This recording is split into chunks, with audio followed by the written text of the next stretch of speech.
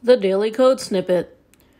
The picture element allows the browser to determine which image from several options is to be loaded.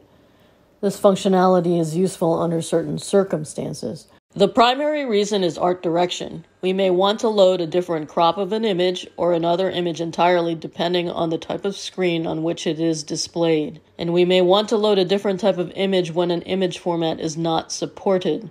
Some image formats like webp and avif are not yet fully supported, which is why we didn't include them last week, but these new formats provide less degradation on compression and smaller file sizes.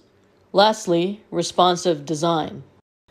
Now that we are interacting with the web on our desktops with large screens to our handheld mobile devices, our design needs to be flexible to look good on all these types of screens. Responsive design means that our website design changes with regards to its environment. We have to consider the speed of loading and would not want to load an image for a large screen onto a phone.